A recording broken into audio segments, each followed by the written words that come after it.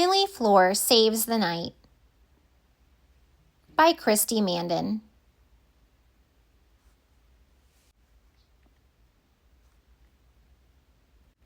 Garden Glen was afraid of the dark. Every evening when the sun dipped below the horizon, the townspeople raced home and switched on their lights. Spotlights shone on prize-winning gardens. Lanterns lit the pathways. Every house and yard in Garden Glen was as bright as the midday sun.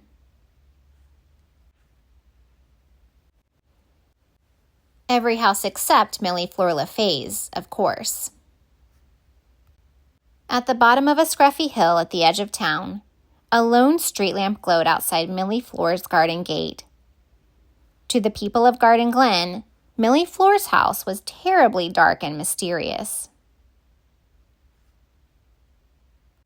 But to Millie Fleur, it wasn't dark enough. Since she moved to town, Millie Fleur hadn't seen a single night creature.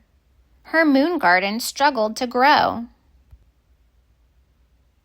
"I have an idea," her mom said. After they took care of the street lamp, Millie Fleur waited for the return of the dark and her other nighttime friends. But Garden Glen's Lantern Committee was not happy about Millie Fleur's unlit house. "It's dangerous," warned the mayor. "It's scary," said the city planner. "Who knows what the dark will bring with it," said the lantern keeper. "But the dark isn't scary," Millie Fleur assured them. "You just need to get to know her." Millie Fleur couldn't bear the thought of her friend feeling unwelcome. She got to work on a new plan. Moon pies in hand, Millie Fleur marched right up to the edge of the deep, dark woods. "You are always welcome in my garden," she whispered gently to the dark.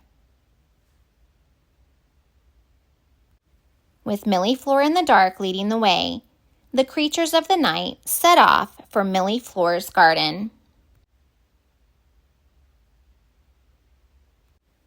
In the garden, a spider quietly spun her silk, while bats fluttered and flapped on the breeze.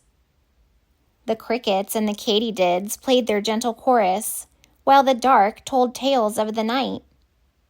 Millie Fleur's moon garden sprang to life all around them.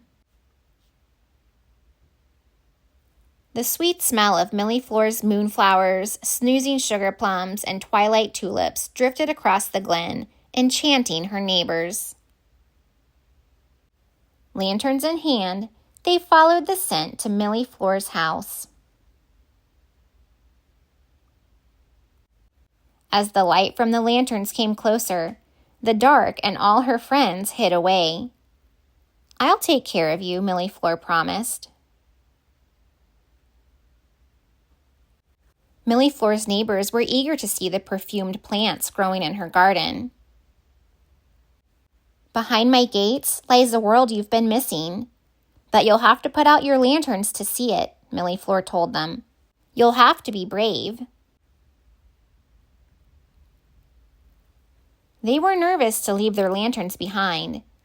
Their imaginations ran wild. What might happen if they met the dark? But the delightful smell coming from the moon garden was irresistible. Gathering all their courage, they put out their lanterns and waited.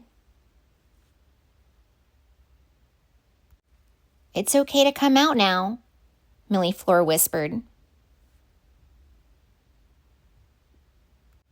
Under the safety of the dark, mushrooms lit the path to Millie Fleur's moon garden. Glowworms hung in luminous strands from the trees. Fireflies blinked happily. Millie Fleur's garden sparkled. Caution, sleepwalking turnips. 40 winks fern. Foxfire fungi. Snoozing sugar plum. The kids were a bit shy around the dark at first. But the more they got to know her, the more they realized